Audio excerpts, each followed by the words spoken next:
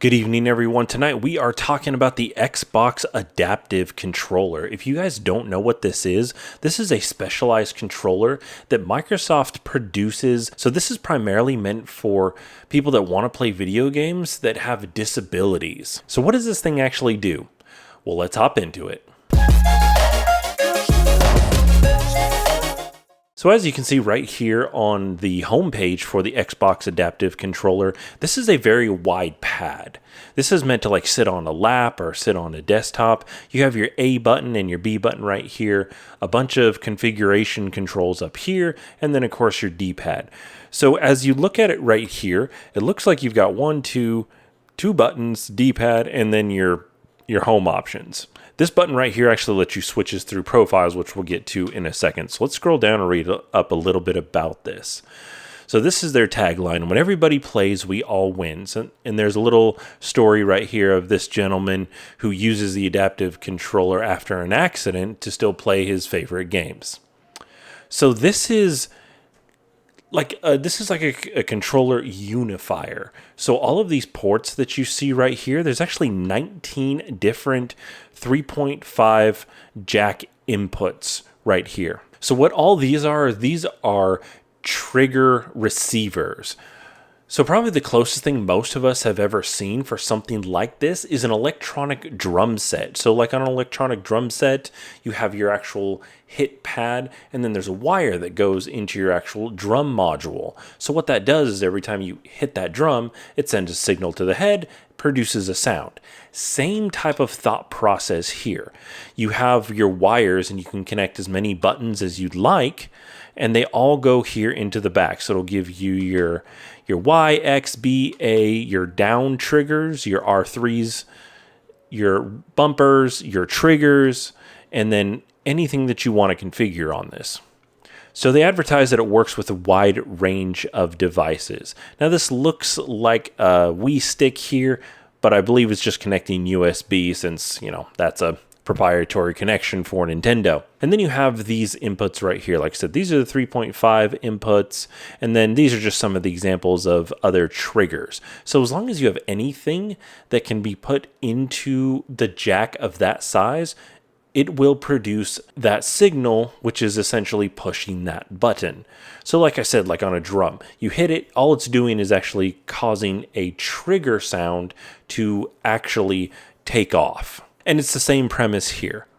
So you could actually set up a drum set, run them into this Xbox controller, hook it to your computer, and play your Xbox games while you're playing the drums.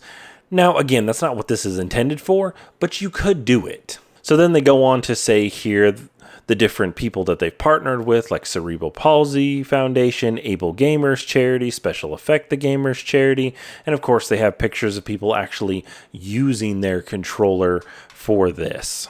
It's part of the Xbox family. It is compatible with all of your Xbox consoles, your Windows PCs. This has Xbox wireless, Bluetooth, USB connectivity, Copilot, and a 3.5 stereo headset jack. So you can actually plug your headphones into this as well.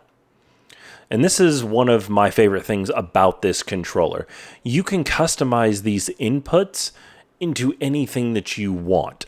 And that's what makes this controller actually really, really great, is that it is a completely customizable controller.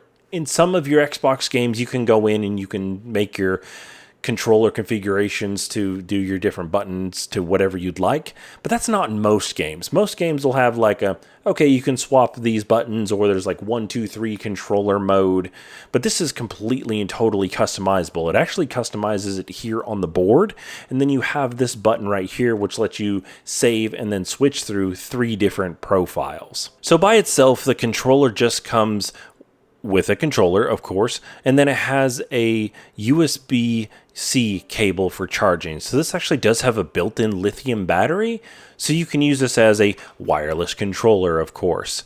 Now, the thing with this is it just comes as the board straight from Microsoft.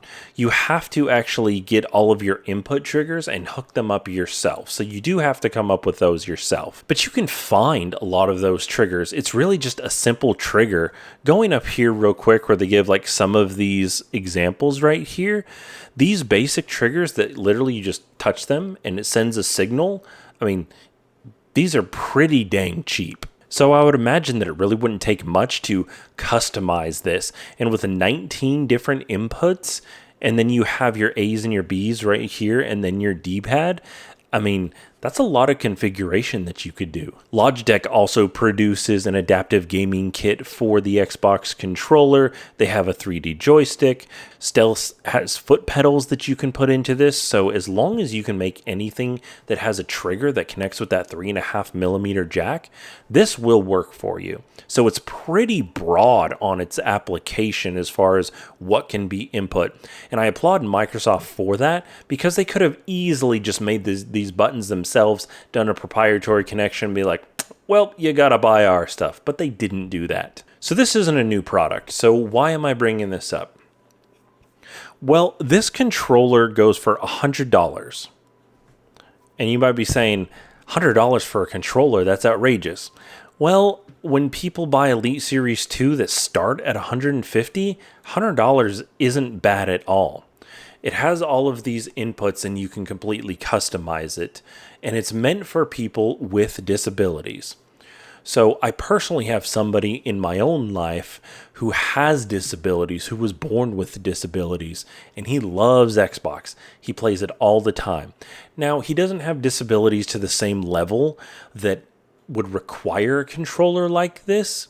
However, he does have disabilities, and it really helped me recognize what a great thing this controller is, because Microsoft doesn't have to make this. This $100, I'm sure that Microsoft doesn't make money off these. You got to think, how many people actually would need a controller like this versus how many people that don't need it? I would guess and say probably of the people that actually play Xbox that would need this controller, I would guess and say it's less than 5%. So what does that mean? So that means that somewhere around 5% of people actually need this, and then an even lesser percentage will actually buy this. So what does that mean for Microsoft? That means that they are producing this product as something that is just to help people. Now, of course, you could argue that, well, once they put this controller in disabled people's hands, they'll buy their software. And that's probably going to be true. However, they don't have to produce this. They could have just been like every other game producer and been like, well, here's a controller. I can't use that. Tough, make your own. But they didn't do that.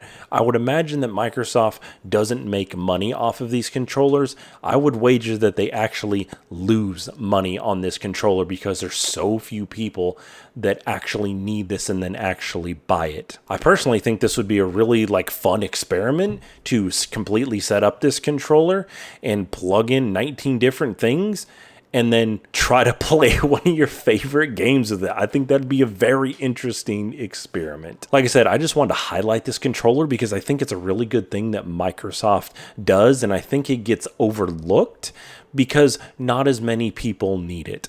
Well, guys, give me your thoughts. Leave me a comment. Let me know if you've actually used one of these controllers. I'm very interested. Don't forget to subscribe, and thank you guys for watching.